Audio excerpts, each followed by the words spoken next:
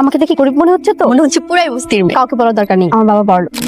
ভাইয়া হইতেছে আমার বান্ধবী। আসসালামু আলাইকুম। ওয়ালাইকুম আসসালাম। তোমার তো বান্ধবীর এমন সুন্দর একটা বান্ধবী আছে, এটা আমি আগে জানলাম। খবরদার ওর দিকে নজর দিবে না, আর কিন্তু অনেক ভালো মাইয়া। আচ্ছা ঠিক আছে ঠিক আছে, তোমার না দেখে মনেই হয় তুমি বস্তিতে থাকো। হইছে, তুই কামে যা। যাইতেছি। ওই ভাইয়া কি হইছে, তুই কান্তাছস কে? 3 সপ্তাহের বাকি টাকা চাইছি দেখা ওই রতন দোকানদার আবার সব মাল আগুন দিয়ে পুড়ে দিচ্ছে, আমার মারছে। হায় হায়। এখন আমি ডিলারে কি জবাব দিব? খরচ তো সব শেষ। পাওনা টাকা না দিয়ে গরিব মানুষ কেমনি পিটাইলো? জিজ্ঞেস করতো কোন দোকানদার, তার পরিচয়। ভাইয়া কোন দোকানদার? 7 নম্বর ব্রিজের পাশে রতন দোকানদার ওই করছে।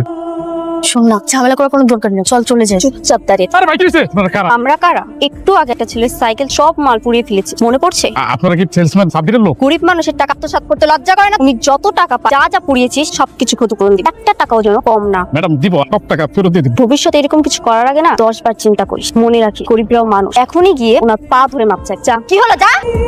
ভাই গো, তুমি আমার মাফ করে দাও, মাফ করে দাও ভাই। জি রতন ভাই, আপনি পা ধরতেছেন কে? ভাই পা চালান ভাই, উঠেন ভাই। তোমার তো আমি বাকি নিছিলাম না, এটা হলো কি বাকি টাকা। হ্যাঁ, যে মাল তোমার নষ্ট করছিলাম তার জরিমানা আমি তোমার সাথে দুর্ব্যবহার করছি, আর করবো না। আমার মাফ করে দাও ভাই। ঠিক আছে রতন ভাই, আমি টাকা পাইছি, আমার কোনো দাবি নেই। কিন্তু ভাই এরকম সামনে আর কইরেন, দেখেন তো কত কষ্ট করে টাকা ইনকাম করতে হয়। আমার ভুল হয়ে গেছে, এই যে আমি কানে ধরছি, আমার মাফ করছো তো তুমি? আসি, আসসালামু আলাইকুম। এখন মন ভালো হয়েছে? হ্যাঁ ভালো, আমি যে কি জিনিস রতন ভালো করে চিনি। তাও পা ধরছে। ঠিকই কইছেন, আপনার মনে হয় খুব ভয় পায়।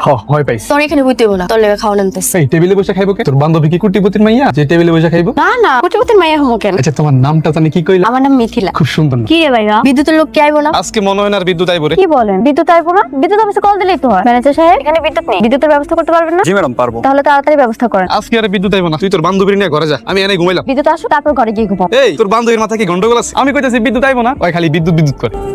এটা কি হলো? মনে হয় আপনার ধমক খাওয়া ঠিক করে দিয়ে গেছে, তাই না চুমকি? হ্যাঁ দেখছো আর ক্ষমতা দেখছো? একটা কল দিয়ে ধমক দিছি, বিদ্যুৎ দিয়ে দিছি। হ্যাঁ, আপনার অনেক ক্ষমতা। কি বাবা, তাড়াতাড়ি খাও, ঠান্ডা হয়ে যাবে তো। আপনার কে কইছে ঠান্ডা হয়ে যাইবো? না আমি তো এমনি কইছিলাম। তোর না কাম আছে, তুই যাই এখান। আরে থাকুক না, তোরই তো ভাই। আরে আপনি থাকেন। Thank you. ভাইয়া কিন্তু দরের উপর লাইন মারে, এই ভাইয়া থেকে দূরে দূরে থাক। আমি তো লাইন মারছি, তুই জানিস না? আচ্ছা তোরা কথা কও, আমি যাইতাছি। কি তুমি কিছু কইবা? আপনি কিছু কইবেন? না আমি কি কইব? বলেন তো আপনার কাছে ভালোবাসার সংজ্ঞা কি? আমার কাছে ভালোবাসার মানে হইলো একটা মানুষের প্রতি আবেগ, অনুভূতি, মায়া। খাওয়া শেষ? না রে, খাবো না, চল। এ মামা কত হইছে? 170 টাকা। আয় হায়, তোমার ব্যাংকে ভুলে গেছি। আচ্ছা আমি দিচ্ছি, নিন মামা, পুরোটা রেখে। এই বিল হইছে 170 টাকা, তুমি ওরে 500 টাকা দিলা কে? তাতে কি হয়েছে? আবার টাকা আবার দিছে, আপনার কি সমস্যা? কই মিয়া তুমি বেশি বলছো। এই তো জানো কি না? জানো হবে কেন? তাহলে তুমি ওরে 500 টাকা দিতেছো কেন? মামা শোনো, 170 টাকা রাখা, বাকি টাকা ফেরত দিবা। আরে থাক না। থাকবো কে? তুমি নিজেরা কি ভাবো? তুমি কি কোটিপতির মাইয়া টাকা এইভাবে বিলাইতেছো? তুমি জানো 500 টাকা ইনকাম করতে কত কষ্ট হয়? গরিবের মতো থাক, বড় লোকের মতো বাপ মারে দেয়।